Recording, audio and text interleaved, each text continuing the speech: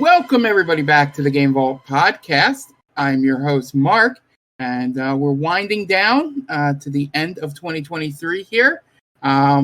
Probably the last podcast or second to last before our game of the year, so get excited for that. But we have a quick one for you today. You know, this is the time of year where, you know, not much news happens, and really it's just everybody's away for the holidays, but that's why I am joined by just Tom this evening. So Tom, how you doing? Doing well. It's crazy time of the year, but we're making it through. And Jenny is currently recovering from playing the X-Men game that we had to play this week.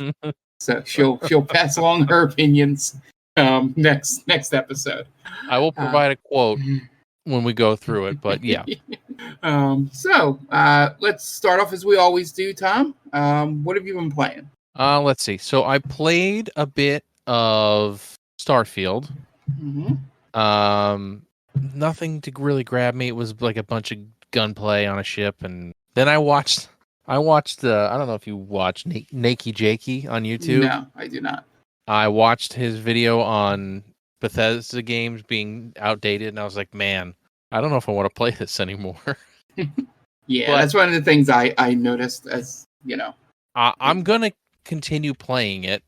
It may not get as much play as everything else, but yeah, it just seems like they keep beating the same horse to death.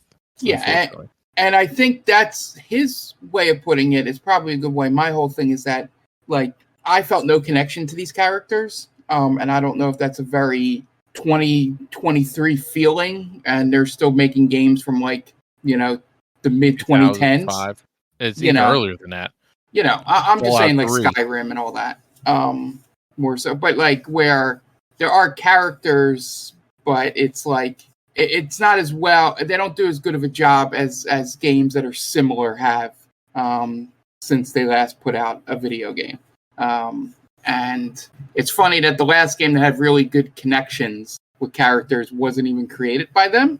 You know, New Vegas is the one that has the good character connection. 4 doesn't really have it either, except for the what is it, like the robot detective or whatever? Valentine. Yep. But Valentine.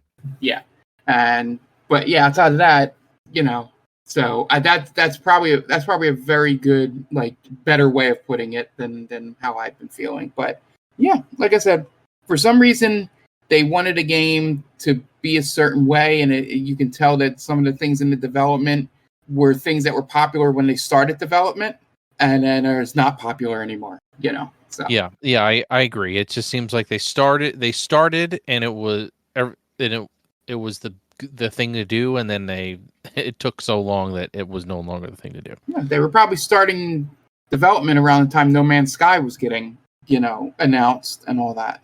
Yeah. Like, and they were like, oh no, we got to do something like that's doing, and then never pivot it, you know. Yep. But yeah, anything?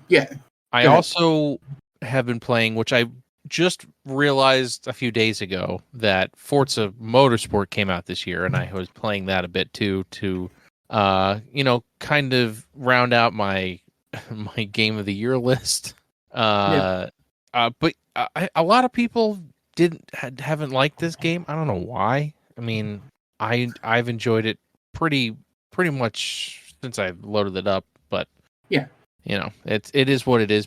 People are gonna be upset that they're not getting everything that they want in a Forza game because they just complain about Forza games all the time. It's just what they do. Could be. Now you're more into the scene than I am.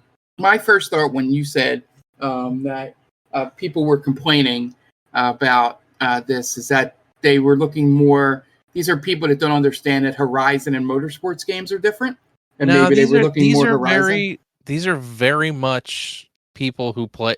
It's people who care too much, it seems like. They're like, oh, they took all this stuff away. And I'm thinking to myself, I don't know. It's very streamlined. As a person who only can play for an hour a day or whatever, it gets me to it gets me doing what I want to do. It gets me right to a race. It upgrades my car as I need it. I can choose to upgrade it myself, or can quick upgrade, and I'm fine with that. I don't know.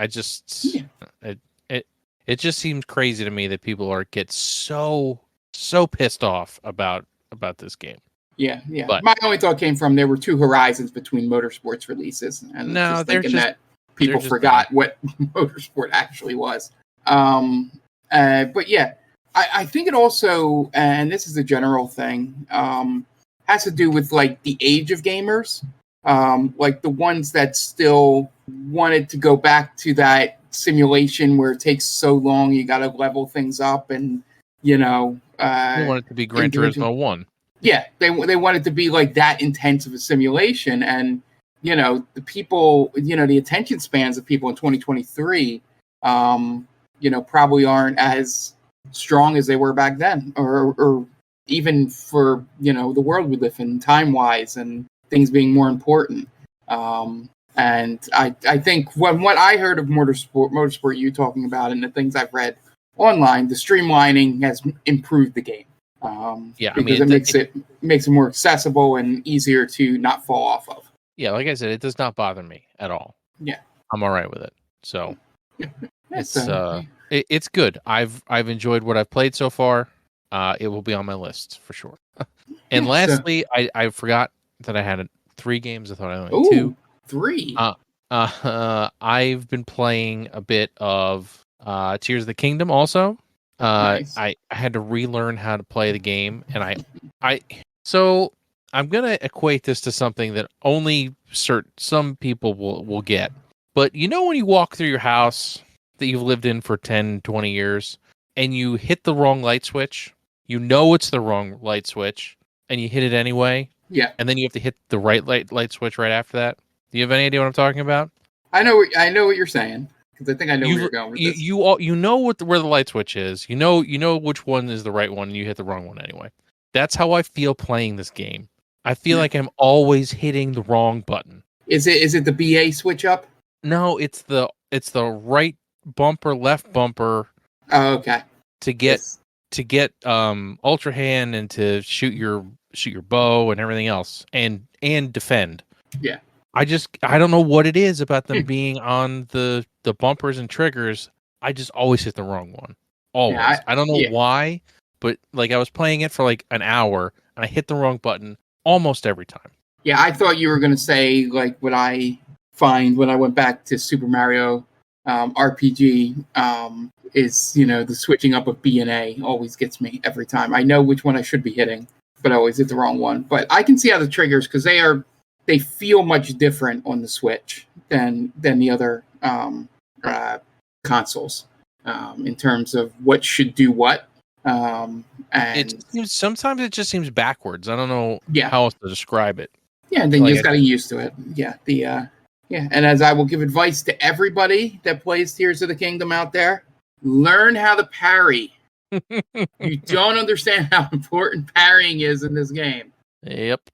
For me, a guy that is stuck on the final boss because he needs to learn how to parry. Well, it's not. I mean, I had to relearn the whole game as soon as I turned the thing on. Yeah, that was the thing with me.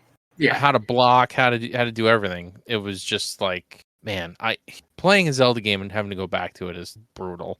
At least this one, because there's more complicated. There's so much involved with with attacking and defending and luckily there's still only parrying is the same as the last game. Luckily, I can still do that. Because you had to do it to beat the final boss of the first game too. That's what they wanted you to do.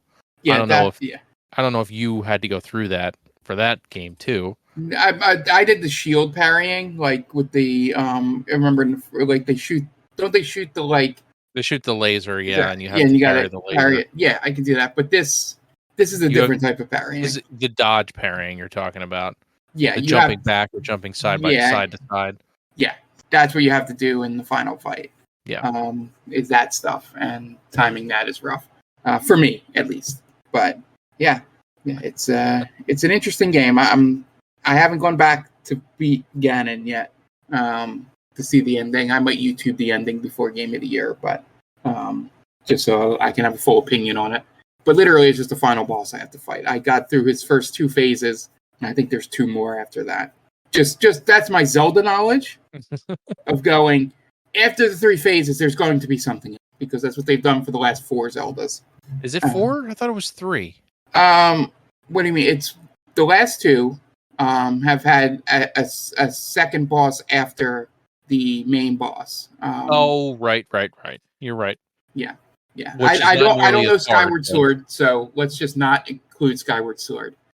But yeah, I believe that's a thing they've done when they've had Ganondorf be involved or Demise or whatever. But yeah, so I'm sure there's another fight after this fight that I'm stuck in. But yeah, I imagine it's not nearly as hard though. I feel like if you go in knowing how to parry, you'll get through that first phase, the first fight, easy. And then just like Breath of the Wild, the second fight was much easier for me. Well, yeah, because you don't have to parry anything. Yeah, you just have to shoot the light arrows. But yeah, so I'm going to talk about a lot more of that game. Game of the year time. That's for sure. So you just 3? Or do you remember any other games? Nope, that's it. That was it. So I've only played 2 games and exclusively 1 game for the 2 weeks between the episodes here. I started and finished Alan Wake 2 between recordings. And all that did was throw another monkey wrench into what now is my top 7 that can be interchangeable depending on my feelings that day. But I jokingly say there's a legitimate top 3 that you'll get revealed to you in a later podcast or video. But yeah, it's just ridiculous that there's 7 games that I could make an argument for being my favorite game of the year. I mean, that's a good thing. Yeah, it's been a long time since we've had something like that. It's really ridiculous. So if I got to remember to myself that if something finishes 7th, I'm not giving it the shaft because it just means it's the least favorite of my favorite games. Like it's not one that I had to put there because I didn't have enough games. Yeah, that's what Resident Evil 4 is for. Damn. So anyway, so Alan Wake 2, the game it's friggin' amazing. You'll get a lot more out of it. You're not required to.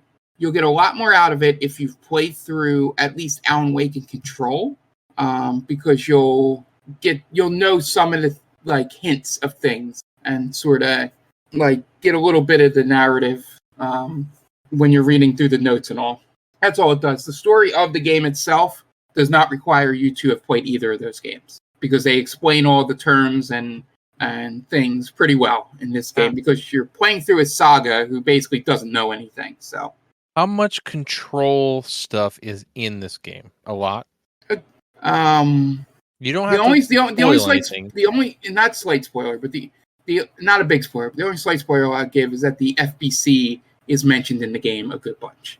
The Federal Bureau of Control. That's not a spoiler. If it's in the same universe, you would expect them to be in the game. But it's a lot more than obviously. Maybe they didn't have the idea of the FBC for Alan Wake 1, but they're mentioned a lot in there. And yeah, it's pretty obvious. One of the DLCs is going to take place at a thing that's exclusively an FBC thing mentioned in the game. So. Yeah, but you don't need to know about them to understand what they are and what they do in this game because they explain it. But to get some of the deep knowledge of names that are in the books or the files you find or the little video clips and stuff, you'll get a lot more out of it if you know those people. But it's not necessary. The combat is still the weird combat where you have to break the darkness shield with the light. I recommend if you do not care about combat, just play it on story mode because the story is 100 times better than the combat. Not struggling with combat doesn't take away from the story. Like it's not one of those things that fighting the combat, winning the big battle makes it the story better. It really doesn't.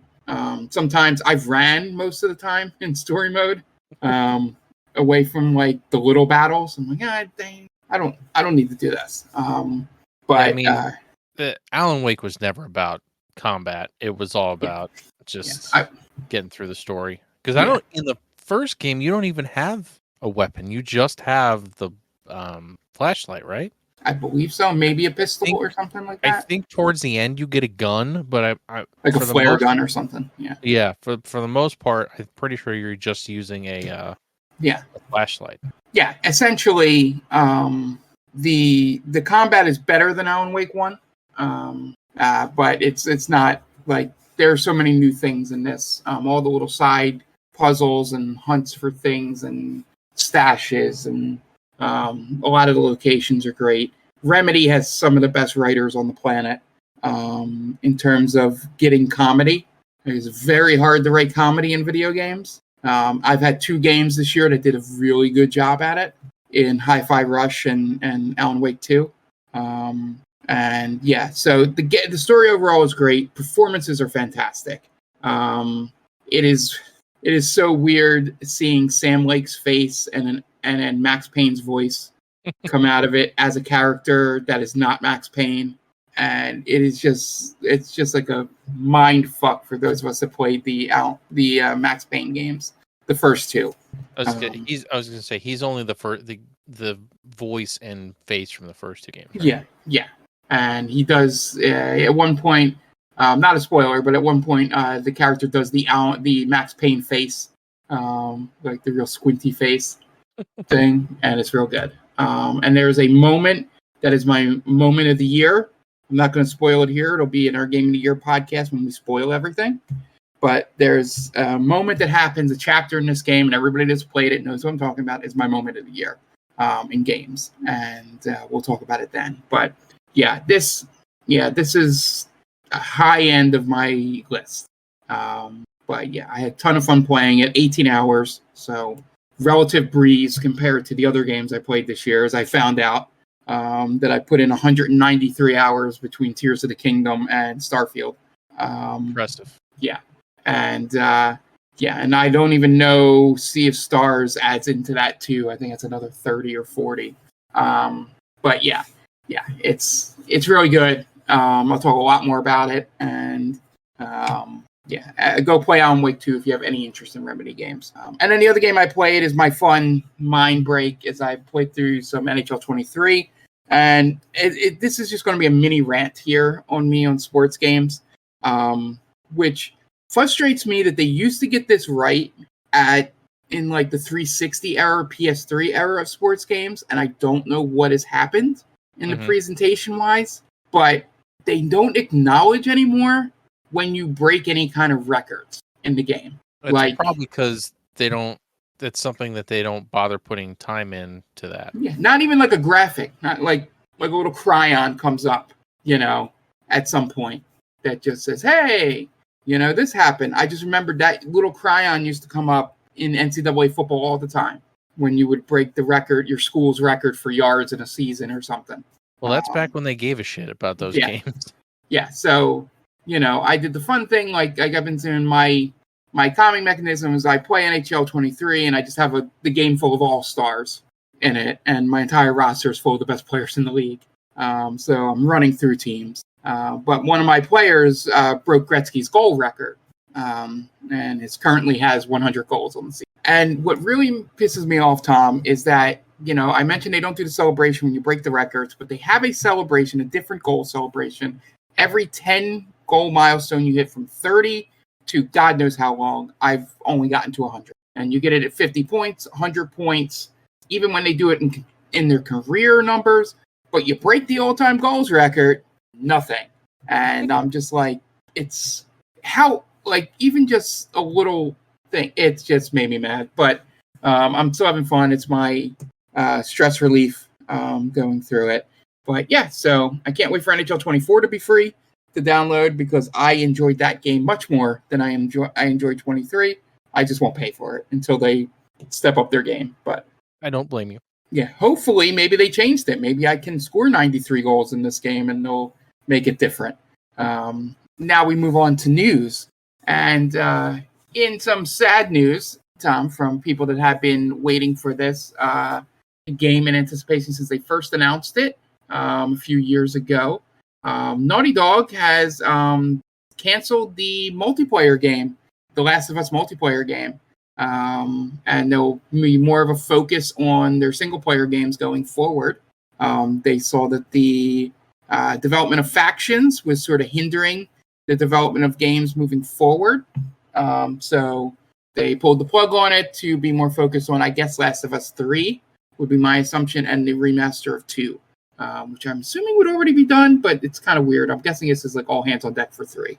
Yeah. So tell me, was this just basically the same as multiplayer for Last of Us 2, but they were just adding it back to the remastered version, or was it a whole new experience? It was going to be a separate game. It was basically going to be like factions, like the multiplayer they had for the first game. Mm-hmm. But they were going to be a little more like to it, like actual, kind of, I equate it to, some people were saying kind of like the Division stuff with you have your own crews and stuff. Mm-hmm. When you're playing it. But yeah, they haven't said much about it, short of, that it was like related to the first multiplayer in some way, and it would be in the Last of Us 2 world, which would be Seattle, or another city, maybe even San Francisco or something like that. But yeah, essentially, we were all excited about it because it would be something to hold us over till 3. And they just couldn't, get it together, because they've always been a single player studio. So. Yep, they definitely do not excel in multiplayer. No. So probably good news, bad news. Bad news that it's not coming out. Good news meaning, they're not going to be splitting focus for the next single player game. So depending on how you feel about those two things, you probably can be either just shrug it off, going, "Oh, well, I get it," or be really pissed if you're looking forward to the multiplayer game. And the next set of news here, as I thought a lot of these things would start happening, Tom, once the merger was official between Microsoft and Activision Blizzard. They settled the gender discrimination lawsuit to the tune of $54 million that had been hanging out there for a good while there. It was for women who were employed between October 2015 and December 2020. If they, can prove the discrimination for not getting jobs and raises and things like that. And knowing Microsoft, this is one of the first things they probably did when they got in there was, let's clear out this stuff, since Bobby Kotick, once the full transition takes over at the end of the year, all of his stuff is off the books. Can I tell you, I can't wait until that's. Yeah, I've been watching this guy's shorts on YouTube talking about working at Blizzard and how it was such a terrible experience, and I just feel so bad for all these people. Yeah, because they've just had their asses handed to them for years, and nothing to show for it. Yeah, it's just one of those things where it's all the things that you whispered behind the scenes of how bad things were at certain companies, and then and they all come to light. They always seem much worse than anything you could have anticipated. But the good thing is, Microsoft's still a huge company. It probably has its own problems as it is. Seems to be pretty good about making sure the defamation and this sexual harassment stuff and all, either on the evil side doesn't never get out, or on the good side they have protections in place so that a $54 million lawsuit does not need to be paid. And $54 million is pocket change to Microsoft. Dropping the bucket. Just dropping the bucket. So they probably have an account just for that sort of thing. Yeah, when they buy a company, all right, what shitty losses do they have here that we have to pay out? All right, let's get this off the books. And like they said, this lawsuit was the thing that was the catalyst behind this sale to begin with.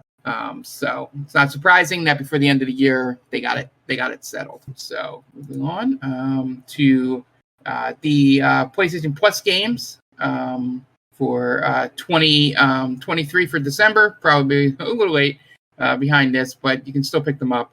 Power Wash Simulator's on there. There seems to be a weird thing where if you have a Netflix subscription, you can play the GTA Definitive Trilogy, which is kind of terrible. Who wants to play that? Yeah. Yeah, so that's on there. But so the Sony games. Sorry, I'm reading this from a list of their little like 2-minute video on IGN about everything. So it's Lego 2K Drive, Power Wash Simulator are the 2 big games that you can go pick up. These services that are not Game Pass tend to, get the games, as you go higher up in the service to be a little bit, better.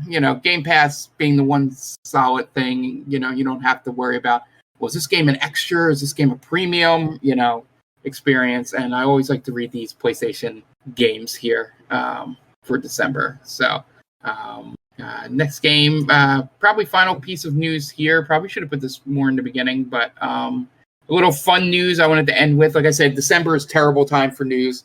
Outside of the big news story that we'll have after this one. But the Last of Us remaster, apparently, and it has a roguelike mode in it. Finally confirms Ellie's last name being Williams, which the most common last name in the United States. Yeah, which most people, including Neil Druckmann, the co-creator, has said many a times, yes, that is her last name.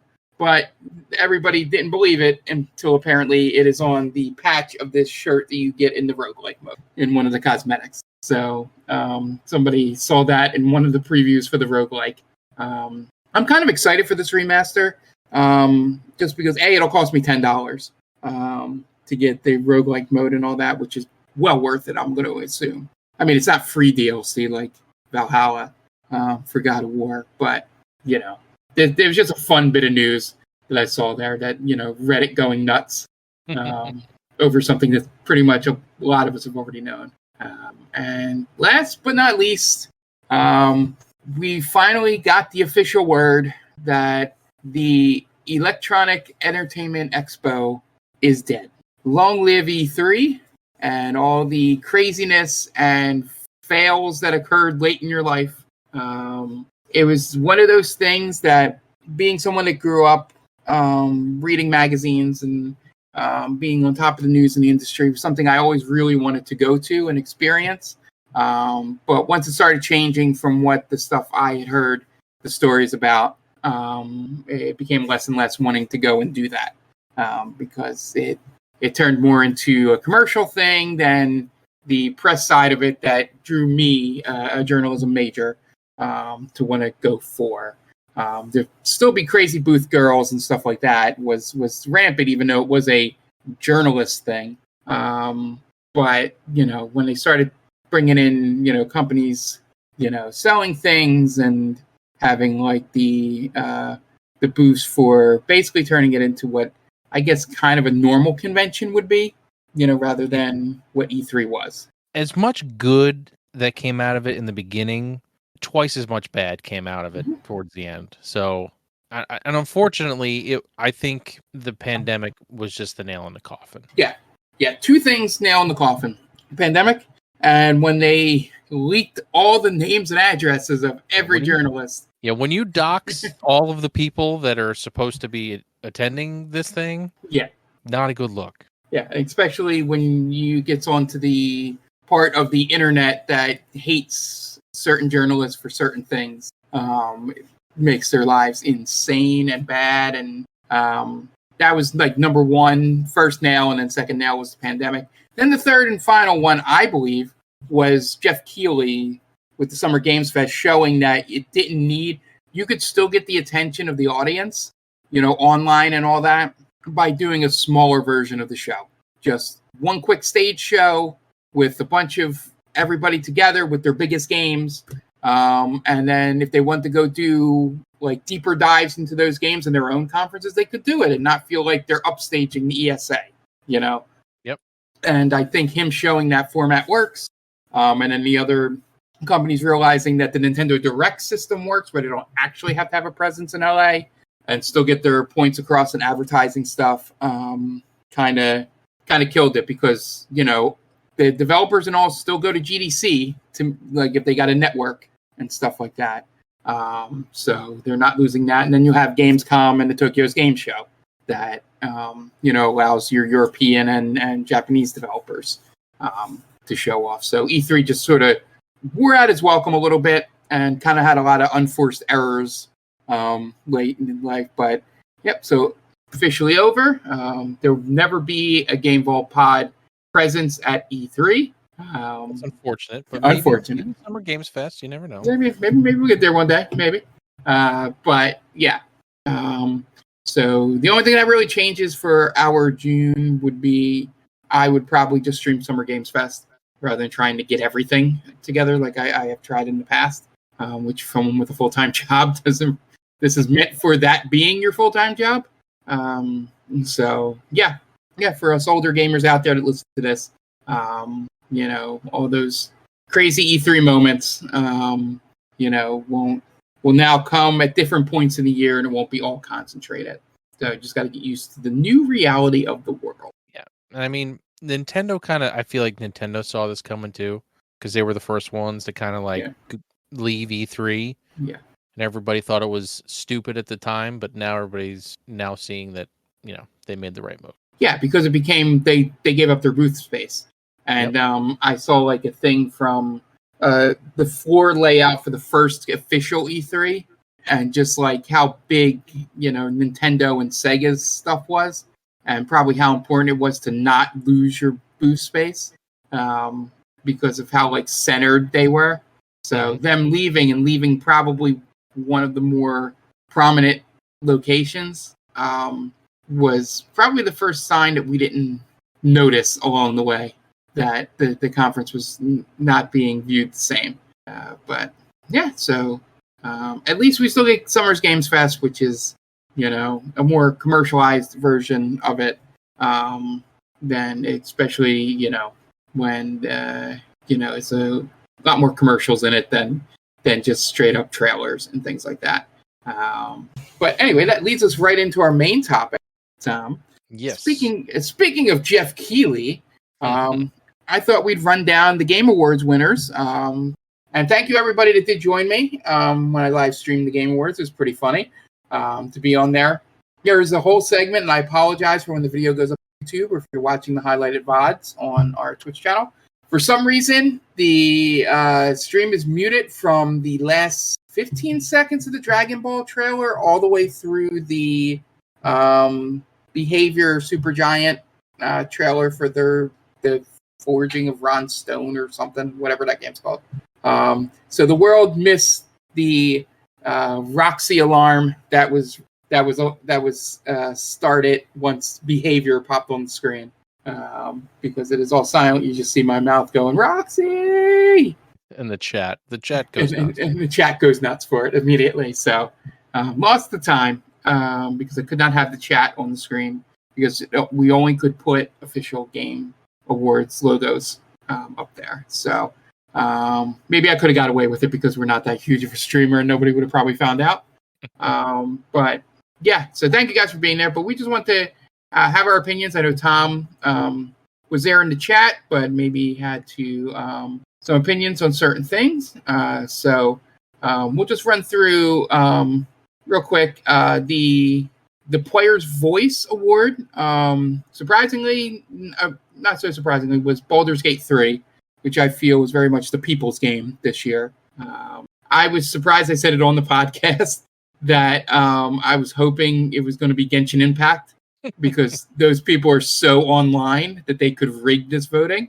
But Baldur's Gate does win because that is very much what all the fans are talking about. Best adaptation, from game to movie, was pretty easy. It was The Last of Us ran laps around the other four games. No pun intended here. Yeah, no pun intended, especially with one of them being Gran Turismo and Twisted Metal. Super Mario Brothers and Castlevania are probably the two closest, I would say, because a lot of people like that Castlevania anime. Super Mario Brothers movie was pretty decent. It was a kid's movie, Yep. And then there's a little game that won most anticipated called Final Fantasy VII Rebirth. We can move on. I mean, how that couldn't win, I have no idea. It's The only other one on that list that had a shot was the one I was jokingly rooting for when it came up was Hades 2, because the rest of them I don't feel have. The other ones were Like a Dragon, Infinite Wealth, Star Wars Outlaws, and Tekken 8. Tekken might have the fan base, maybe. But people have been waiting for this trilogy for Final Fantasy VII for 20 years, pretty much since they showed that E3 demo. Yeah, they've been clamoring for it. So I don't know. I don't know why they bothered having this category. Well, I think they do it every year, so I know, but they should have just been like, yeah, it's Final Fantasy VII. Oh, let's move on. Yeah. And then the next 4 awards, which we have no opinions on because we are not esports people. No. In terms of watching them. So esports team, just to read them aloud to have them on the record. JD Gaming won that. Valorant won Esports Game of the Year. The best esports event was the 2023 League of Legends World Championships. And then the best esports coach was Christine Potter-Chi. I'm so old, I don't know any of this. And apparently that was for, unless they made an error here, the sentence says the esports coach judged to be the most outstanding performance and conduct in 2021. I'm assuming that's supposed to say 2023. Yeah, I don't know. That would be weird if not. And the best esports athlete, there were 5 awards, was Faker. So for those of you that. Congrats to all the winners. Congrats to them. Probably be great. I'm sure they're all excellent esports players. But yeah. I'm not really an esports guy. I mean, I watched the finals of Evo, which literally had me out of my... I just put it on while I was laying in bed, and then the final match literally had me sit up at like 1 a.m. in bed because it was so amazing. And I'm not even a fighting game guy. It's because of the story. You know, the guy fought all the way through the losers bracket and then was about to beat the world champion. And then the guy came back from having a sliver of health, and, you know, that all great stuff when fighting games are at their best. Content creator of the year was Iron Mouse, which is a what do they call it? The VTuber, right? Yes. Yeah. This just looks like an error because it says impact on the community in 2001. So somebody did not edit this IGN page. Oh, fucking IGN, man. They're the only ones that had it listed like this. That's the only reason I picked them for this. I know, but they've done some dumb shit lately. Like they gave the Iron Claw 5 when I think the person who watched it has never seen wrestling in their life. Or has no idea about the Von Erichs. Or did know who the Von Erichs were. Exactly. So anyway. Now games we can probably have some opinions on. Best multiplayer game was surprising to me, to be honest. Baldur's Gate 3 is a really good, but you wouldn't think of it as a multiplayer game. But it is. Are they including? They included co-op, right? Co-op, yeah. Okay, I was gonna say there's a lot of games that were on that list that didn't make any sense. Yeah, I would have assumed, to be honest, that it would have went to either Diablo 4 or Street Fighter 6. Diablo 4 makes a lot more. Either one of those makes a lot more sense. Yeah, but again, like I said, it's the people's game. You can multiplayer in it. It's like playing a D&D campaign, you know, but to a much easier extent. Like, I've seen a lot of videos, which are pretty funny, where this game is ruined, like new players come into tables and like they roll to do something and they fail and they go, all right, reload, save. Like, can't do that here, buddy. You get one roll, my friend. That's it. Run roll. Unless you have something specific that tells you can do otherwise. That's it. Yeah, the TikTok video was funny. Best sim strategy game. Of the ones listed here, Pikmin 4 was the clear winner to me.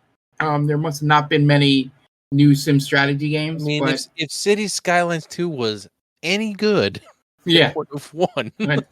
Yeah, it's not great. That's why I was so glad I was able to play a 10th game this year, so that I didn't have to put that on my list. I was very disappointed in it. But those games have always get better in a couple years. So hopefully that happens again once they... It's weird because the first one was really good. I don't know what happened. The first one wasn't great in the beginning. Then they started putting in traffic lights and stop signs and made it controlling traffic easier and stuff. But this is just a friggin' mess all around. And then, Advance Wars was a remake, and then Fire Emblem Engage wasn't as good as Three Houses. So, easy winner there. And then I will let you Probably agree with the winner of this category based on our previous conversation, Tom.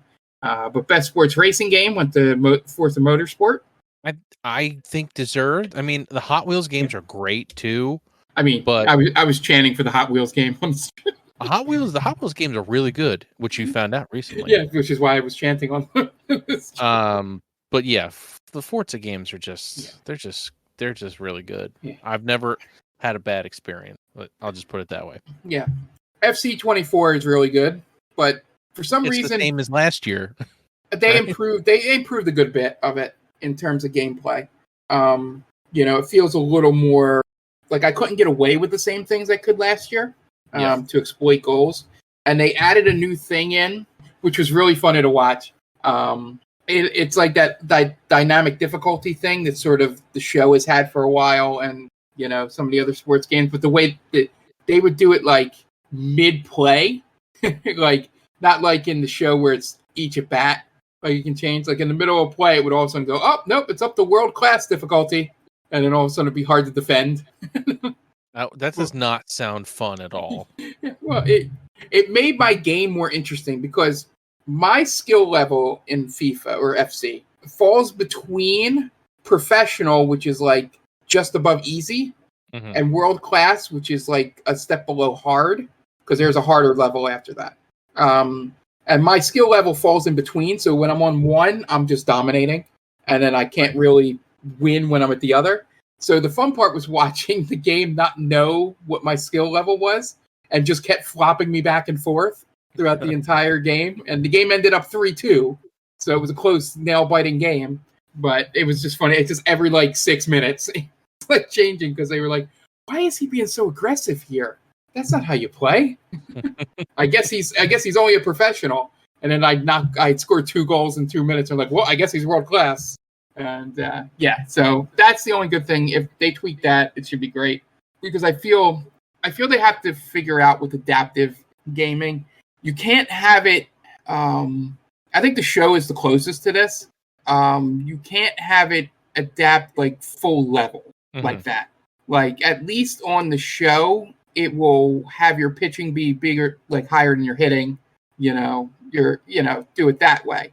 Like in soccer, it'd be like, okay, he's really good on the offense. Let's make the defense a little tougher, but let's not make the offensive players be 10 Messis out on the field for him to have to defend. But yeah, so, and I feel racing games could learn from that as well. I think dynamic AI difficulty is the next step in video games, to be completely honest. Forza has kind of had that for a while with the drivatars.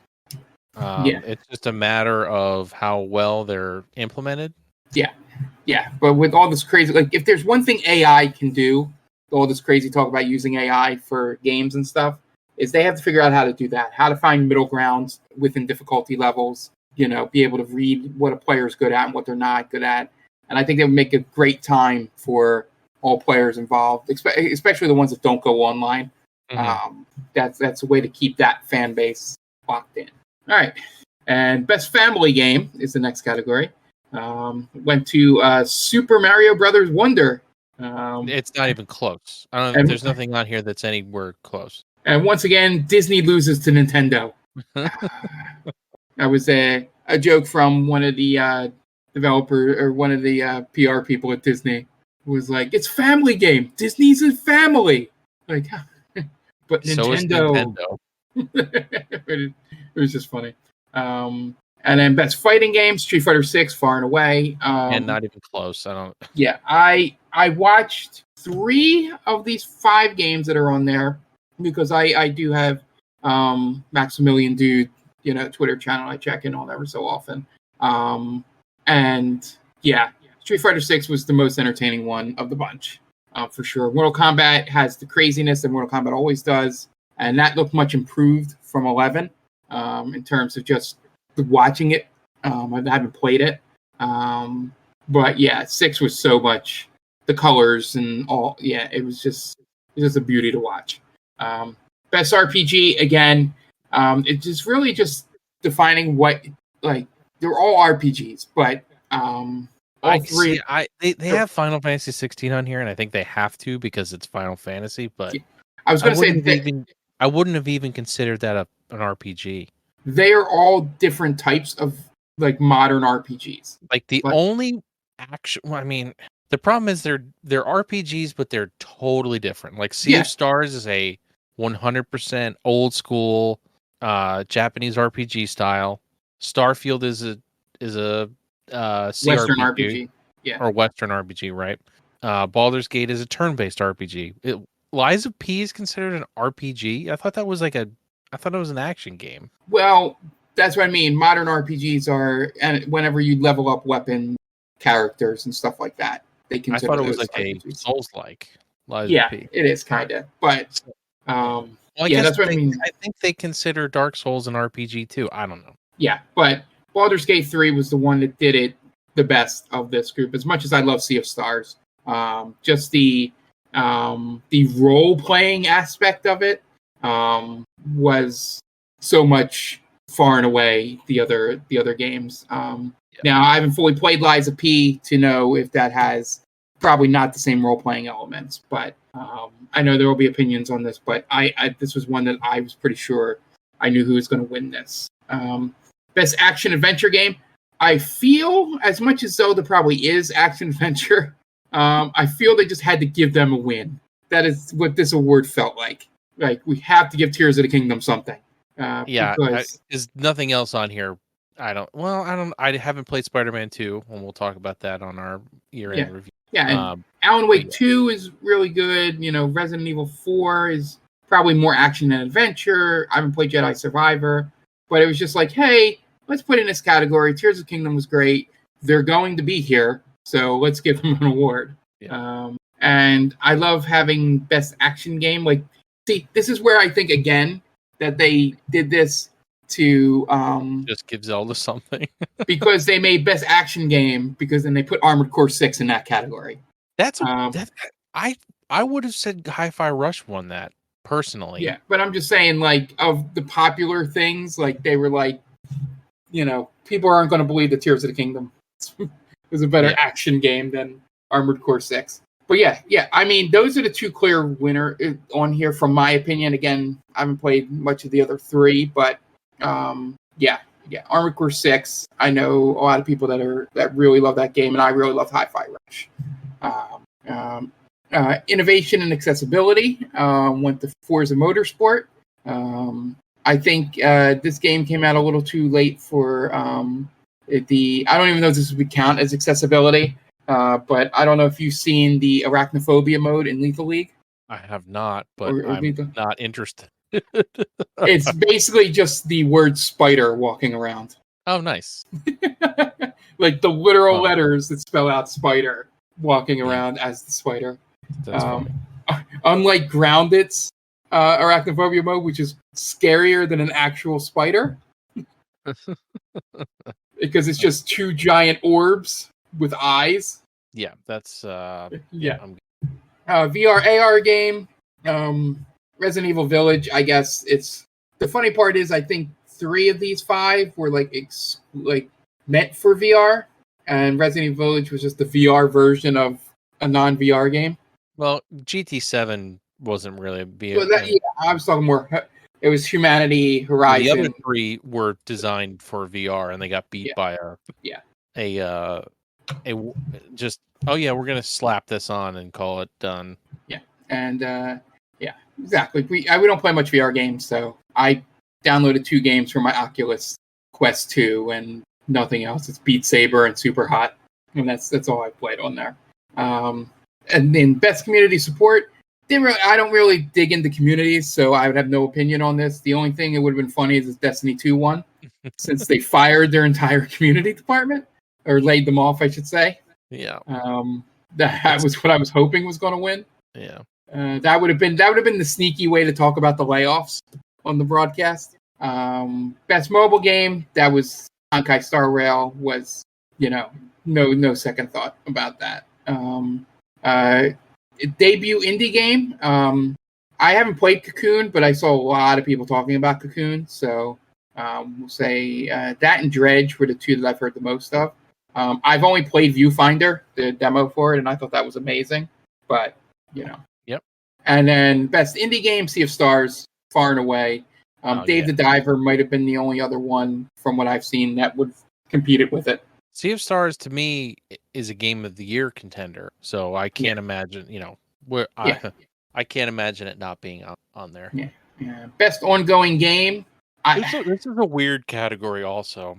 Yeah, what does that mean? What does ongoing game mean? Well, the other four are what I assume ongoing games are. Right. Cyberpunk is not multiplayer. It's not. It's just. I feel like Cyberpunk paid. They want to give them an award because they changed the thing is awarded to the game for outstanding development of ongoing content that evolves the player experience over time, which is just them putting out 1.0, 1.5, 2.0. Sure, but every game does that. I know. I don't know. I guess they wanted to make them feel good about doing something. I don't know. Yeah, and then games for impact. Chia won. I love Goodbye Volcano High, and the themes it had in it. Didn't play Chia, so no real opinion on who was more deserving in that category. Best performance. I'm gonna say right now, Ben Starr should have won this fucking category. Asterion is really good. There was only really 3 people that, after playing through Alan Wake 2, that was far and away, had a chance at it, and it's Neil Newborn who won for playing Asterion in Baldur's Gate 3, and Melanie the Bird, I believe is how you pronounce that, for playing Saga in Alan Wake 2, and Ben Starr in Final Fantasy 16.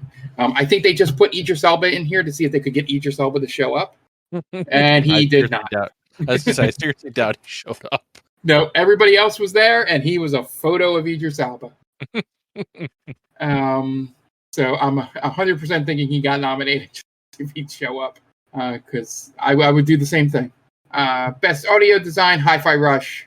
That game deserves it for as good as Alan Wake 2's design was as the normal video game. The stuff Hi-Fi Rush did. I would hope that a rhythm game would get best audio design. Yeah, best score in music. I agree 100%. Final Fantasy 16. Hi-Fi Rush. You couldn't really give it to Hi-Fi Rush because a lot of it was licensed music. And I don't think that should count. In there. With you. Yeah. Alan Wake's 2 was all those songs were written exclusively for the game, so that's a little different. That would have been probably my second place on here. I even went so far as to purchase the Final Fantasy 16 soundtrack. It was that good. Yeah. And Tears of the Kingdom was just basically Breath of the Wild stuff again, but a little variance on there.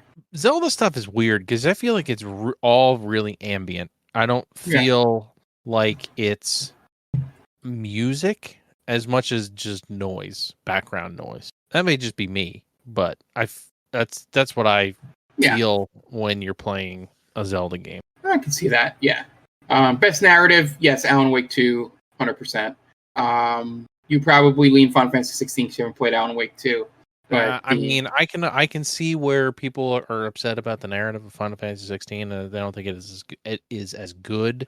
Yeah, Alan Wake is probably better written, better narrative, but yeah, and like the next 2 categories, game direction and narrative. Just from recently playing through it, I couldn't see the other ones winning it.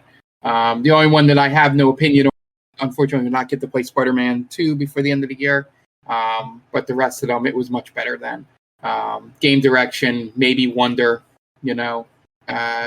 just for the batshit crazy stuff they did for changing up the formula in some aspects there. And it leads us to Game of the Year, which went to Baldur's Gate 3, which honestly, of the games on that list, it was the one that I felt had the most critical not improvement, because that's not a word. It was the critical darling, and also the fans really loved it. And honestly, it's a very solid list, but Resident Evil 4 Remake should not have been on this. No, that should have been replaced by there's at least 2 or 3 games that I think we both would have put on that list. Yeah, I mean, you've got Hi-Fi Rush, you've got Final Fantasy 16, you've got Sea of Stars, which won, your best indie game. So why wouldn't it be able to win your best game overall? Yeah. And you got Goodbye Volcano High. I know you were thinking it. You got Street Fighter 6. You got a whole bunch of stuff that could have been in there, but you went with a remake. I don't know. Yeah, I mean, it was really good from what I played in it, and we might be talking out of our asses because I haven't finished it and all. But of the games I played and just the feedback from people, that was the weak link on this list here. But Baldur's Gate 3, just the ambition of that game, the way it was kind of like the Hades thing, in that they had so much dialogue written, depending on what you did, that I couldn't imagine how thick that book was. Of like the dialogue pages for those characters need to read. How the Hades one was like 300,000 pages, and I've yet to hear the same line twice in Hades. So yeah, Baldur's Gate 3. That Alan Wake would have won any other year. But I think there was just this momentum behind Baldur's Gate that I think people that aren't like focused on just like the top AAA games didn't really feel. Like I saw a guy stitching a TikTok video, someone getting mad that Spider-Man 2 didn't win, and I was like, I wonder what echo chamber that streamer was in. Because that's the one, like, I didn't hear many people screaming Spider-Man 2 should be game of the year. Either Alan Wake 2 or Baldur's Gate, or you had the occasional Nintendo streamer that was screaming about Wonder. Honestly, as we'll see in a upcoming episode, I think highly of Super Mario Brothers. Yeah. So, but it was just weird. It was a funny. I don't know how you can actually find the video, but just to recap it, the one guy's going, "Oh, it's got to be Spider-Man. Got to be Spider-Man." The streamer, and every time the guy said, "It's got to be Spider-Man," it's just a guy lazily leaning on his arm. Baldur's Gate 3. Spider-Man, right? Baldur's Gate 3. Like, yeah, I don't know how you could possibly think that Spider-Man was going to win. It's so funny. I mean, Spider-Man is good and all, but I don't know. Yeah. So that was the list. Some great things. They shadow dropped the Xbox version of Baldur's Gate 3 during it. The Valhalla DLC came out 5 days later. They announced the New Game Plus for Alan Wake 2 was on the way. And the Final Fantasy 16 DLC, the first one dropped. So that stuff. What did you think of the overall presentation of what you watched on there? So they shouldn't. They should call it something else, because I understand it's an award show, but it's 99% not an award show. It's very much it's like an E3 or a Summer Games Fest, but they happen to be giving away awards in between. I don't know. Overall it was a good show. I wasn't upset by it, but I feel like they should call it something else. Yeah, that's just me. Yeah, the thing, there's very easy change they can make to make it feel more Game Awardsy, and not fall into the trap that happened with the Spike TV version of it. Is just have a lot of these awards have the people actually go up and give speeches. Like, well, yeah, a lot of them they just were like, the winner is this person, the winner is this, but it's hard. It's hard to do that with video games because so many people work on them. It's not like music or a movie where there's one person who could 100% go up there and give a speech. Yeah, like I would have a couple of the categories that I think did not have speeches was I would like to have seen. I don't think Best Indie Game did. I don't think the Sea of Stars guys got to go up there. I would like to have seen that the innovation accessibility should have gotten some prominence on the main show, and like just have the categories like the best action like those, have those people go up, and maybe cut out a couple of the trailers of things that are already out, and it's just basically an advertisement. It's like, what are you adding, an extra 3 to 4 minutes per award that, to a show where you don't have to worry about the FTC or TV time? You're not beholden to a time slot. Yeah, but people are paying for that. They're paying for that. That's the thing. Yeah, that's the difference. You do need the money to run the thing, but you're also going to start slowly but surely falling back into why the Spike Game Awards fell apart. So that's the only thing I worry about is, I would like to see Best Indie Game get to go up there, because who knows if those people ever get to go celebrate, the creative director or head of that studio, whoever, go up there and accept the award. Yeah. You know what I mean? They did Best Debut, like Cocoon. Maybe it comes down to who's there, which again, I think, I don't know.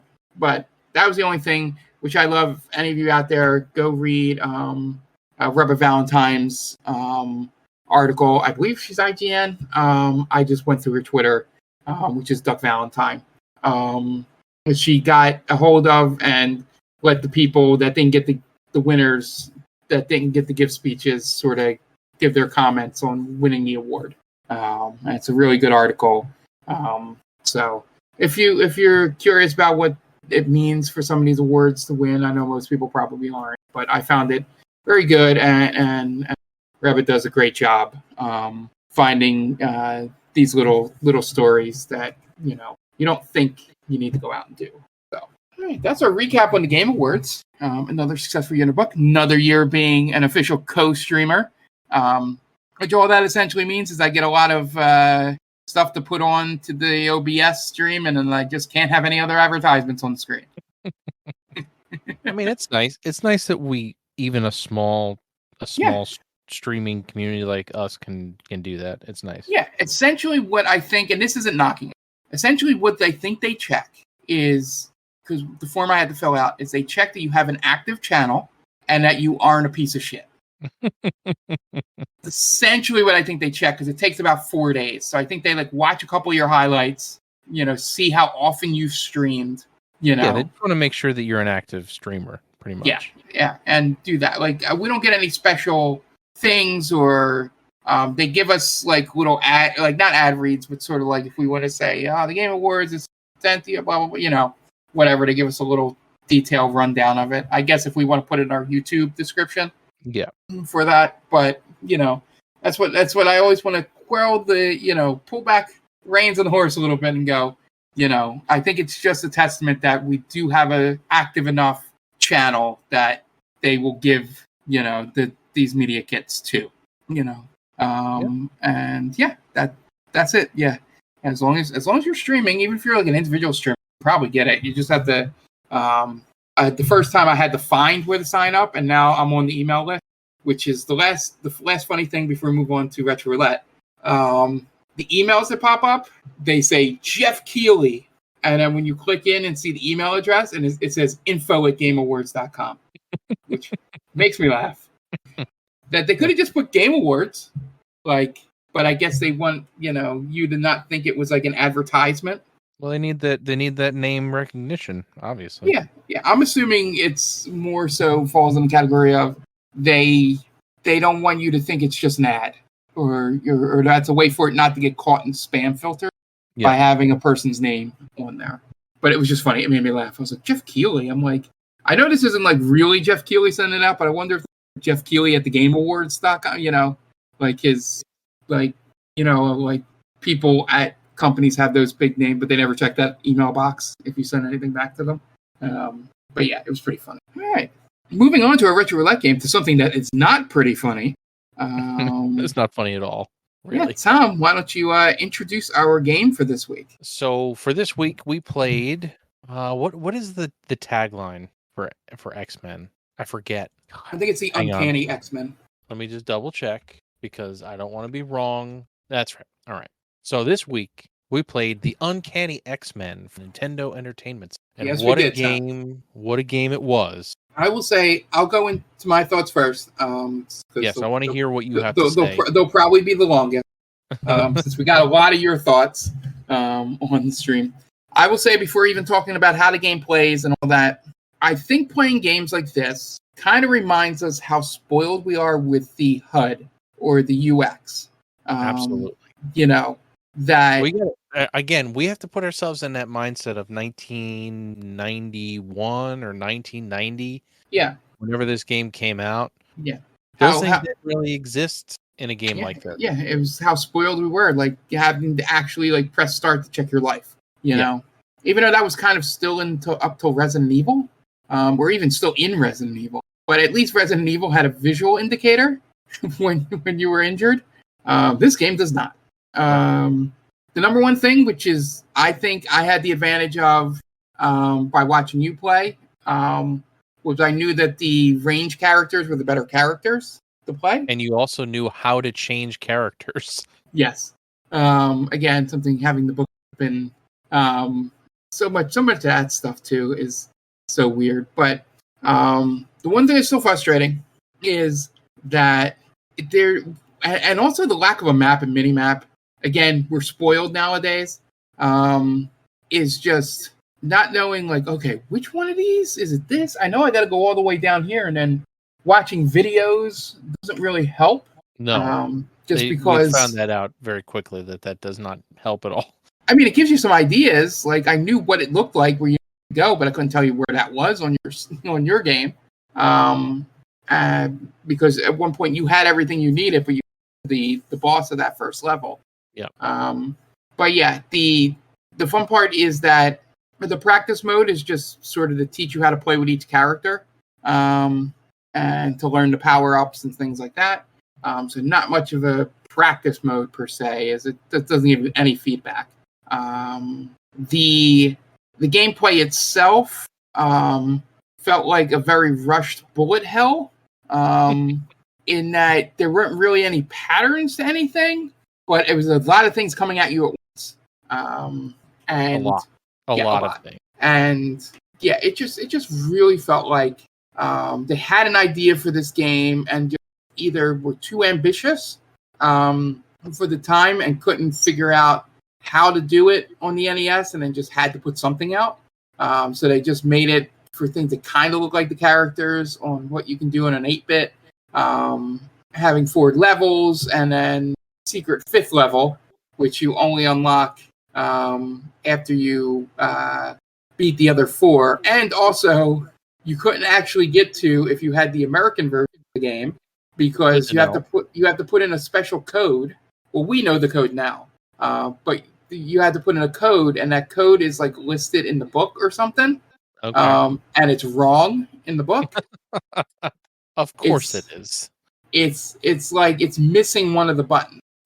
It says like +B select start or something in that realm, and you're supposed to push something 4B, but for some reason it didn't print. So wild late 80s, early 90s stuff going on here.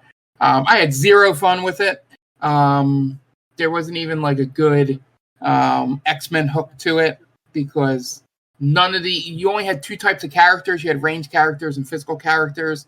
And while the other ones... Sometimes your physical characters sucked, like real bad. Yeah, they all had different things they were supposed to do good, but it's really hard to tell. And yeah, it was really, really bad.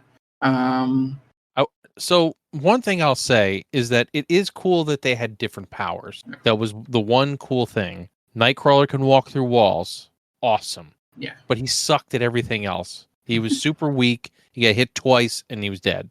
It was cool that, you had Iceman and Cyclops that had ranged attacks. It was there were, and some characters were way stronger, like Colossus. Colossus was way stronger than everybody else, which was who I ended up using the most because he had the most hit points and could take the most damage. Yeah. That was the one cool thing about it. There was nothing else good about this game at all. Yeah. There's nothing redeemable about this game at all. It was even before the X-Men animated series, that cool music. That was one of the worst things, was the music in this game. Yeah. It was horrendous. Yeah, it was either at Dr. Mario level or worse. It was way worse. I would take Dr. Mario over this any day of the week. But yeah, that's our scale. Better or worse than Dr. Mario? So yeah, worse. That's my thoughts on it. It's a frustrating game that, admittedly, I played probably just as long as you did, and had no desire to go back. No, and play anymore. So there was nothing. All right, so I'm gonna give Jen's quote real quick. She said, "F with like 12 Fs this game." Yeah, that was her quote. Yeah, and tell them what the walkthrough said. Yeah, it was something the equivalent of, this game is bad. It's just really bad. Like, this game is not fun. You should not play it. Yeah, it was like, this game. It felt like one of those, like, there isn't even a redeeming quality to this. I just did this because I wanted to have another guide on this. On GameFAQs. On GameFAQs. And once you figure out the tricks, it seems like it's a pretty easy game to get through. It's like 40 minutes. Which is wild that this was probably a full price game. Oh, I guarantee it was a full price game. Yeah. You know why it was? Because it was freaking hard. Oh, it was an LJN game. So, it was an LJN game, which, for those of you who don't know, LJN games are synonymous with being horrible, and they're usually attached to some movie franchise or comic book or wrestling or something. Yeah. And they're never good, ever. So the two most prominent ones, at least that I know of, and I don't know how world prominent they are, is Back to the Future, which the first part of the skateboarding level, pretty good. You can pretty much figure out what you need to do and go through it. But once you get past that level, there's like a tapper thing that goes on, and then there's other weird levels. That game is not good. And that game is not good. It starts out perfectly. It's fine. Oh, look, it's Marty skateboarding. Yay. Kid with black hair skateboarding. Well, it was what's his name? It wasn't Marty. It wasn't Michael J. Fox. It was Michael J. Fox. It was Eric Stoltz. Eric Stoltz, that's right. And then Jaws. And the problem with Jaws is actually a decent game that has replayability, is that you can beat Jaws in 3.5 minutes. Yeah. Like, literally, if you know where to go to get the Jaws thing, the thing to track Jaws, it's like a little remote. You go there, you get the remote, and then you go to the area that, like, because it's an NES game and not programmed well, the area where Jaws always shows up, and sit there, wait for Jaws to attack your ship, and then kill Jaws, and you beat the game in 3.5 minutes. It's over. They don't even say speed run on it. It is technically a speed run, but it's like, no, this is just literally the game. We're not like glitching anything. Right, this is just how the game works. But yeah, so LJN game didn't even get close to having any of the charm of the product, which is usually the one thing they do get right. For all the good LJN games, it's always, you get, a couple charming things in it, but overall the game's terrible. No, they just shit these games out as fast as possible to make money on them. And this one felt like this was probably like the end of the line for those games, because it came after the other ones we mentioned, as far as I can tell. But yeah, not good. Nope. Tom, let's get to our scores. I think I know where both our scores are going to be. You go first. I'm going to give it a 1.5 because it had more gameplay than the Noid. I'm basing everything off Yo Noid at this point when it comes to low scores. I have to give it an extra 0.5 point because it had some more substance than Yo Noid. Yeah, so 1.5 out of 5. Yeah, so I'm going 1 out of 5. I think it's on the same level as a game like Noid or a couple other games that are where it's not fun. They tried to take advantage of some mascot, or in this case, an entire comic book franchise, and just failed and just made an unfun game that probably wouldn't have been worth rental back in the 90s, but probably got rented a lot because people love the X-Men. I'm sure once the animated series came out, people rented this game all the time. Yeah. But yeah. Yeah, a game that shouldn't have been rented all the time. But yeah, definitely 1 out of 5. I wouldn't. Yeah. There's very few games that we review here where I just say, just don't waste your time. Don't waste your time with this one. And I don't want to give it a 0 ever games. As long as the game boots up and works, it's a 1. A working game is a 1. I had to give it that extra half because it had the the separate characters that had different powers. That's it. That's the only reason it got an extra half a point. All right. So Tom, let's see if we can get a better game for next week. Let's spin that wheel.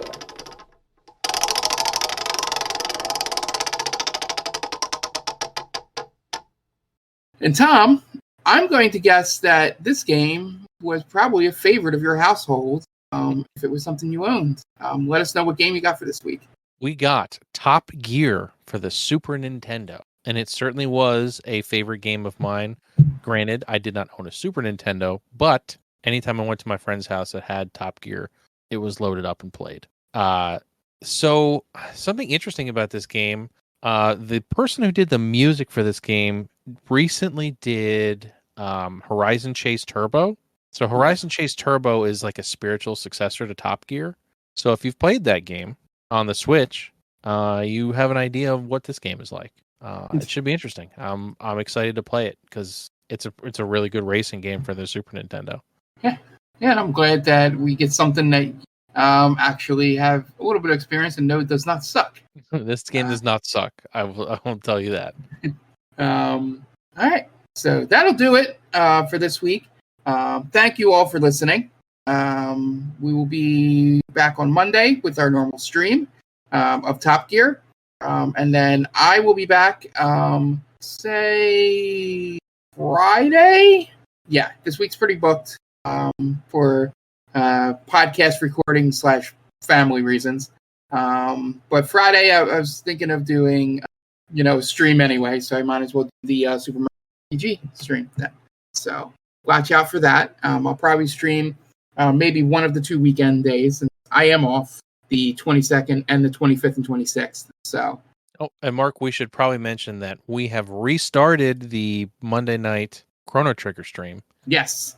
So, except I do not think we will be here at least next Monday. Probably not. So we're gonna we just restarted it and we're gonna miss like 2 in a row. Yeah. Well, no, because the other one would be Retro Roulette, and we probably won't have a Retro Roulette on if we do Game of the Year on the tour. Probably not. We'll see. We'll see. But yeah, that was the next thing to announce. Our Game of the Year podcast will probably either be the one that airs on the 1st or the one that airs on the 15th. So we'll either be recording that on the 29th or 2 weeks later from there. It'll just be a matter of holidays. If because I want all 3 people, Tom, and Jen on for that. So stay tuned to the Twitter to see whether next week's episode is a special episode or if it's a normal one. But either way, we hope to see you guys this evening for Top Gear for the Super Nintendo. And for Tom, I'm Mark. See you next time. Bye.